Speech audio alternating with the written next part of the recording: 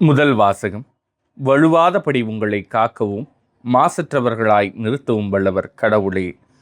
திருத்தூதர் யூதா எழுதிய திருமுகத்திலிருந்து வாசகம். இறைவசனங்கள் 17 மற்றும் 20 முதல் 25 முடிய.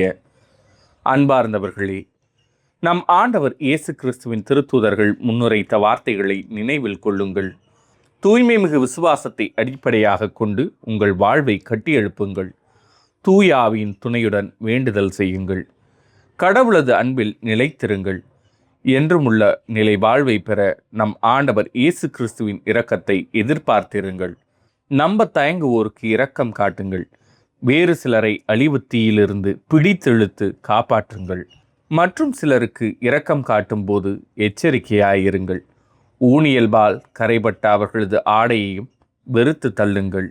வலுவாதபடி உங்களை காக்கவும் தமது மாட்சி திருமுன் மகிழ்ச்சியோடு உங்களை மாசற்றவர்களாய் நிறுத்தவும் வல்ல நம் மீட்பராகிய ஒரே கடவுளுக்கு நம் ஆண்டவர் இயேசு கிறிஸ்துவின் வழியாய் மாட்சியும் மாண்பும் ஆற்றலும் ஆட்சியும் ஊழி காலந்தொட்டு இன்றும் என்றென்றும் உரியன.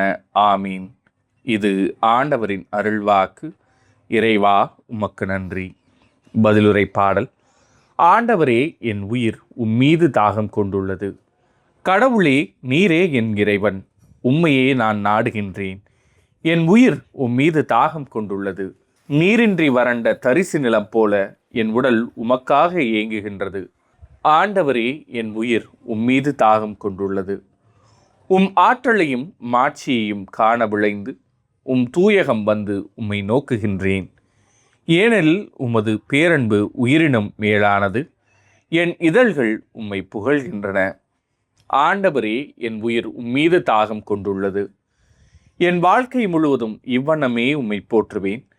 கைகூப்பி உமது பெயரை ஏற்றுவேன்.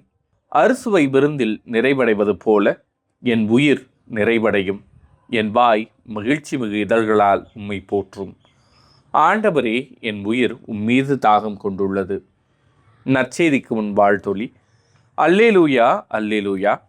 கிறிஸ்துவை பற்றிய நற்செய்தி உங்களுக்குள் நிறைவாக குடிக்கொள்வதாக. அவர் வழியாய் தந்தையாம் கடவுளுக்கு நன்றி செலுத்துங்கள். அல்லேலூயா. நற்செய்தி வாசகம். எந்த அதிகாரத்தால் நீர் இவற்றை செய்கிறீர்? மார்க் எழுதிய தூய நற்செய்தியிலிருந்து வாசகம். அதிகாரம் 11 இறைவசனங்கள் 27 முதல் 33 முடிய.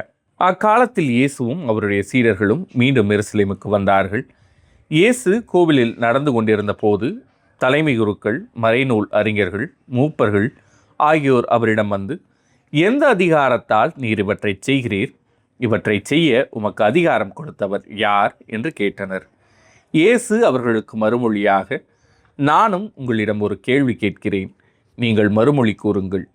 அப்போது எந்த அதிகாரத்தால் இவற்றை செய்கிறேன் என நான் உங்களுக்கு சொல்வேன். திருமுழுக்கு அளிக்கும் அதிகாரம் யோவானுக்கு விண்ணகத்திலிருந்து வந்ததா அல்லது மனிதரிடமிருந்து வந்ததா? எனக்கு பதில் சொல்லுங்கள் என்றார்.